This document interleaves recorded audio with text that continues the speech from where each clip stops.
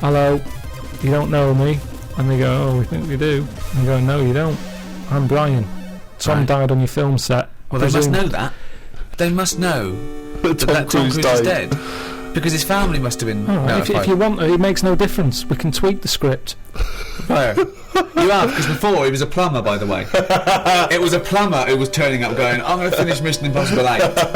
So that was the I much prefer that. And I can sort out your lavatory. You get the idea. Right, no, we don't get the idea. So this is... Brian has turned up looking like Tom Cruise. He said the film company, right, who must know that Tom Cruise died on their film set. What were they going to do? When They would have had to wrap it up.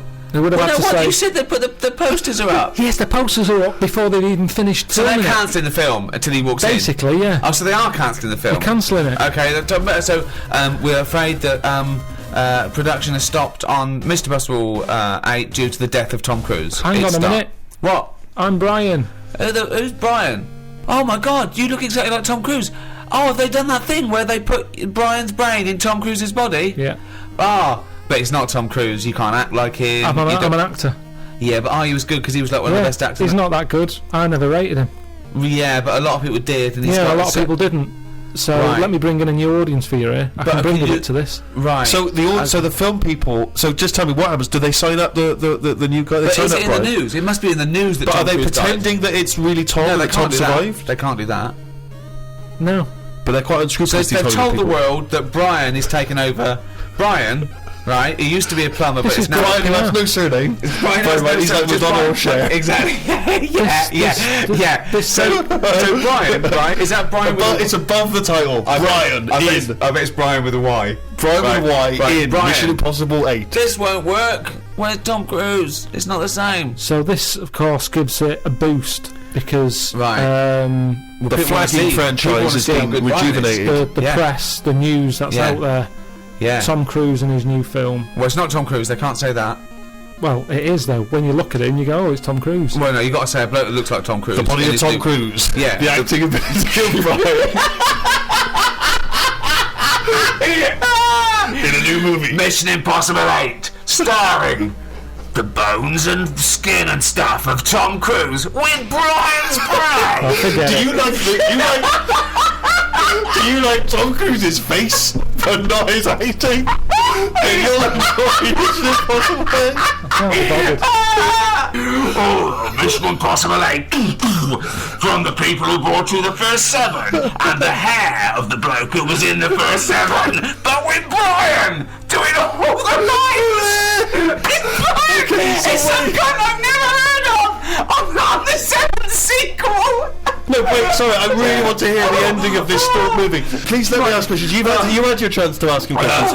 Right. So where are we? In a sort of 90-minute running time of a movie, where are we now in the film? Are we about 2/3 the way through? We're close to the end. Okay, so Mission Impossible 8 has been made.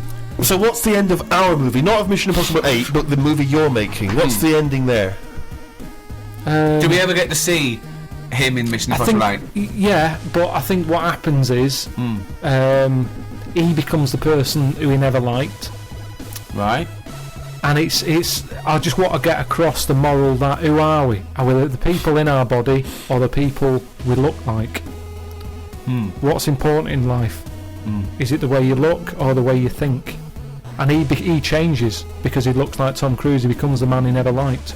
But you see, to me, just from the outsider's point of view, even if I was to accept all the other premise of this movie, which is clearly horseshit, what would have been more interesting is that they don't tell the world that it's a new guy, that they tell the world it's Tom and that they've brought him back to life. He'll have that. That seems more interesting because there's tension, they're lying to the world, and this guy, he's getting the glory that he always wanted as an actor, but he's lying, and that's a more interesting tension. Is he going to declare, actually, I'm not really Tom, I'm Brian, I've been lying to you all, and that seems like a more interesting dilemma. Instead, we've brought back the walking corpse of Tom Cruise with another man's mind. I mean, I think if the whole world's accepting of that, no, but you do want to see that. I think a lot of people would just want to see it for that morbid factor of, my God. Yeah, but but this is. You mean they want to see your film because of this morbid factor? Yeah, this is a fiction. This is a fiction. This didn't really happen. You mean the final act of the film is us seeing Mission Impossible 8, starring the real Tom Cruise playing just his own cadaver, and I mean it's an Oscar-winning performance from Tom. I don't know how he's keeping in check who he is. What's his girlfriend think of this? Who's? Brian's. She's loving it, isn't she? Because she always liked Tom Cruise. She's over What did the moon. Brian look like? Just out of Sort of an older looking. Well, who would play him? Who would play him in this film? Probably. It's got to be American. I'm not that. What's his name? The bloke who was in Cheers, probably. Ted Danson. Ted Danson. So Ted Danson is Brian. So Claire, right? This is so confusing because Ted Danson's supposed to be someone that we've never heard of, even though he's Ted Danson, and Tom Cruise is playing himself, the famous actor Tom Cruise, who is now inhabited by Ted Danson, who's not Ted Danson. Ted Danson. Ted Danson as Brian. Ted Danson as Brian, as Tom Cruise, as Ethan Hunt in Mission Impossible 8. Wow. So, have you got a title yet? No, I just wanted to know if you're in. Surely the wife of Brian. The wife of Brian. Who's played Claire? I'm up for you. You know, that's why I've come to you. I thought There's you. an obvious suggestion. Okay, so, Rebecca De Mornay. Okay. She is so hot after The Love of a Brain or whatever it was called.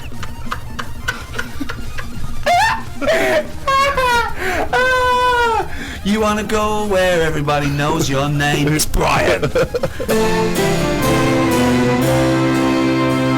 Well, that's about it for this special free guide to in aid of Red Nose Day, Comic Relief. If you have enjoyed this, or even if you haven't, please make a contribution, big or small, to Comic Relief. You can visit rednoseday.com to do that. We'd appreciate it. Little Richard Curtis would appreciate it. He's definitely going to get an OBE at some point, if not a knighthood. Yeah. Give him both. Carl, look at it this way. Supposing people come to this, they didn't like The Office, Extras, me, Steve, Idiot Abroad, The Ricky Gervais Show. They didn't like any of that, but they thought, hold on, they're doing something for charity, I'll check this out. They've had a whale of a time, they've laughed at everything, they're going to go and buy all the guides still available on iTunes now. That is shameless. Also, I'm doing a live stand-up comedy tour at the end of the year. You can check out the details on rickygervais.com.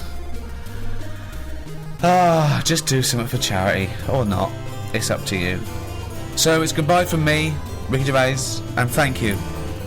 Goodbye from Stephen Merchant. Goodbye. And from the little round-headed buffoon that is Carl Pilkington, it's a goodbye. All right.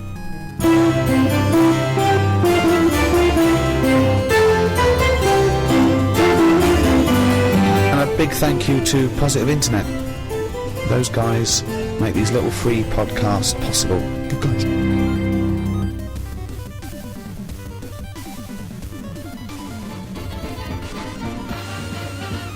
Thinking sideways. I don't understand. Does not compute. You never know. Insufficient data to formulate a reply. Stories of things we simply don't know the answer to. Well, hi there. Welcome to another episode of Thinking Sideways, the hard-hitting internet podcast. I am Joe. We're laughing, but true. Yeah. Most accurate thing he said yet. Damn, we're hard-hitting. Okay, so I am Joe, and I'm joined, as always, by... Oh, Devin. And Steve. All right. Backwards today. All right. Okay. So today we're going to solve another mystery. And this is one you guys may or may not have heard about. It's called the Nazi Bell. That's right, the Nazi Bell. I had never heard of this, and I consider myself to be a strong mystery buff. Unsolved mysteries. I know a lot of them. I would say that like 90% of the things that we do, I've heard of before we do them. I hadn't heard about this until about a month ago when I came across an article somehow, I think it was advertised on something. And- What is that? And I hadn't heard about it until you sent me a link to that article. Yeah. Hey, you should host a show on this. Yeah.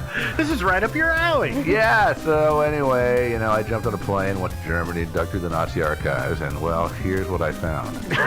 Well, not really. Just kidding. We But don't have the budget for that. Yeah, as soon as we get a budget, then we're going to be doing stuff like that. We're going to actually be covering a lot of unsolved mysteries in places like Hawaii, Paris. Very nice place. Yeah. Yeah. So anyway, back to the Nazi Bell. The Nazi Bell was pretty much unknown as far as the world is concerned until the year 2000. A Polish writer named Igor Witkowski published a book called The Truth About the Wunderwaffe. Of course, that was not, it was a Polish book, so obviously it wasn't in English, but yeah, The Truth About the Wonder Weapon. He describes this thing as being about 9 feet wide, about 12 to 15 feet high, and shaped like a bell. Other descriptions, you guys can see here. Oh yeah, by the way, it had a Nazi swastika on the side, the bell did. Oh, of course. Yeah, naturally. And alternative descriptions have described it as a saucer-shaped object, but for the most part... That saucer looks just like the NASA saucer we were talking about earlier. Oh, the thing that they're sending to Mars. Yeah, I like Doesn't that. it? Yeah, I like the little chimney in the top, though. Yeah, This is and not the the most- wheel, like the car sticking out from behind Yeah. it. Well, I think that actually is a car parked behind it. But, yeah, that thing looks a little crude. I'm not sure Yeah. if this was actually the Wunderwaffe or not. But anyway, there's also, you can find pictures of the bell. Of course, those are pictures that have either been, paintings by artists or Recreations. or recreations that people have Drawings or- taken pictures of. So nobody has a picture of the actual Nazi bell. No, So are we no. saying we don't actually know that it existed even? Or are No, we saying that's it a definitely possibility. existed? That's no, you can't say that it definitely existed. So we can't say it definitely didn't either. Well, no, I guess not. Okay. We'll solve that mystery before the show's over. Okay. Well, Yeah. thank goodness for that. Thank Yeah. goodness. So anyway, Igor Witkowski published his Wunderwaffe book, and the way he found out about it, he claims to have had a contact in Polish intelligence, and this Polish intelligence officer allowed him to look at a file which had a transcript of an interview by Polish agents of a Nazi SS officer whose name was, I'm just going to pronounce it in regular English, Jacob Sporenberg.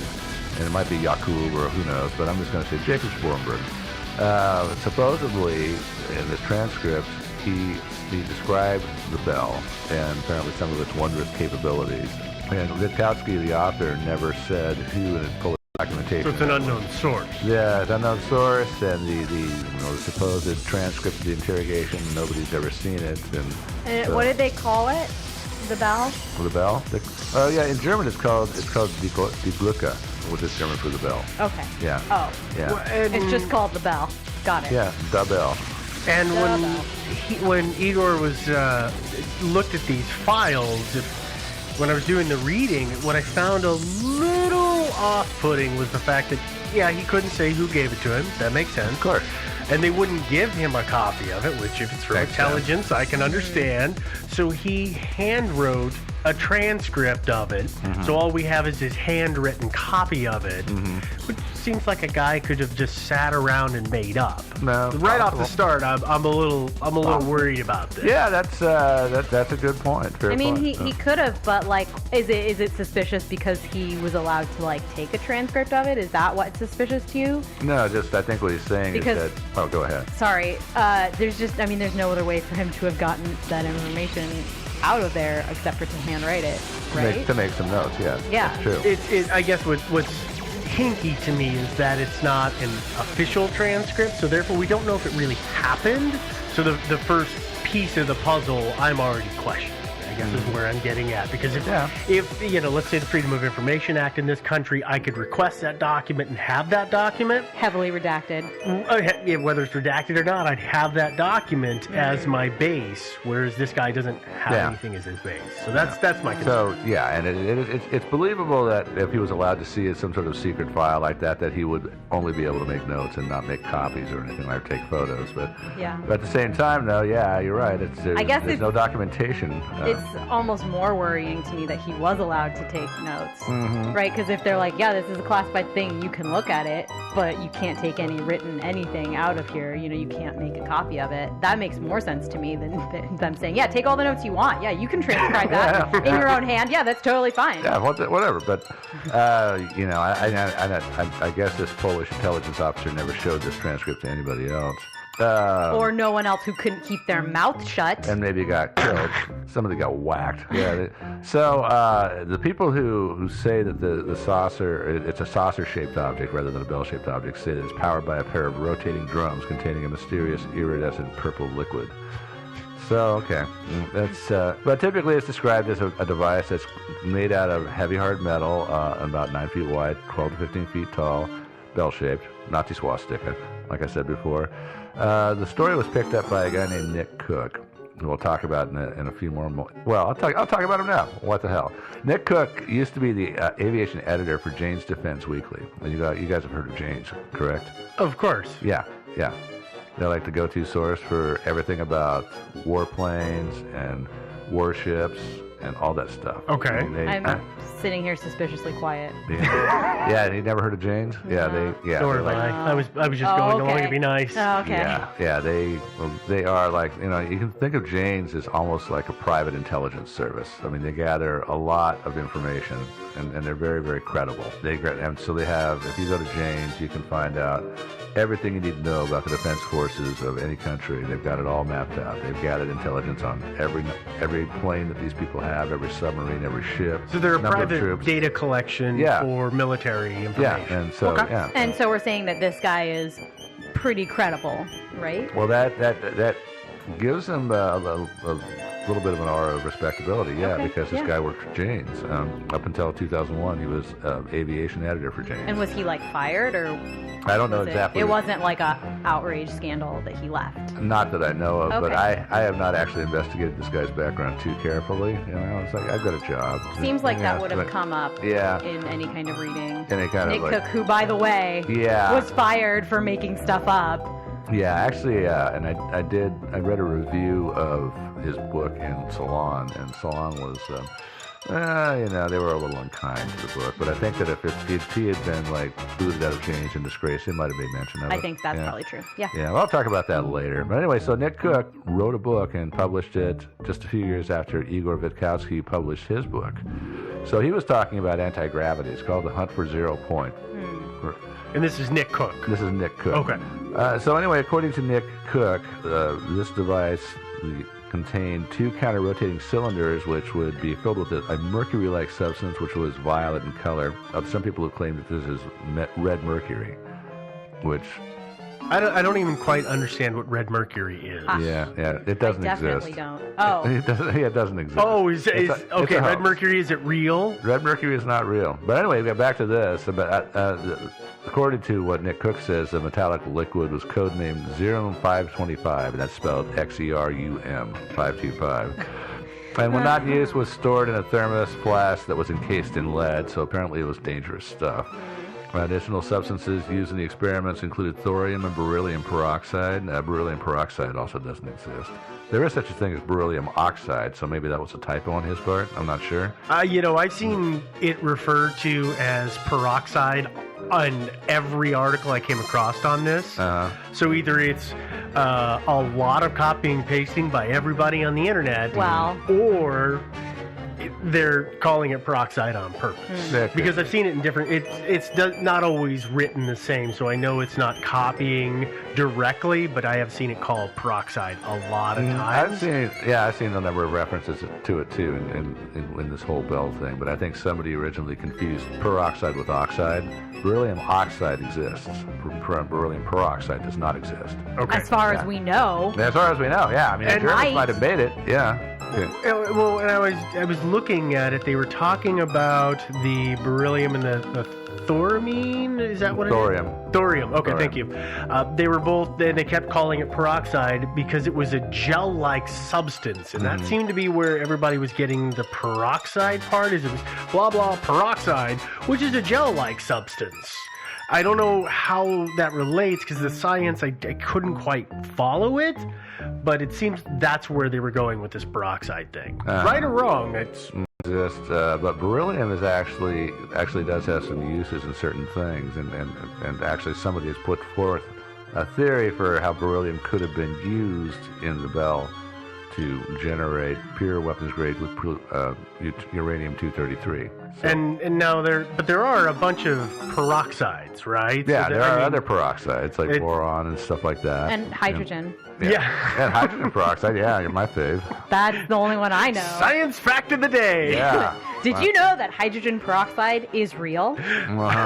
So anyway, maybe somebody was talking about hydrogen oxide, somebody else read it and then confused it and got confused and wrote hydrogen peroxide. And then or it auto-corrected on them, and who knows? Maybe it was bad handwriting from note-taking. Could have been. Could have been it.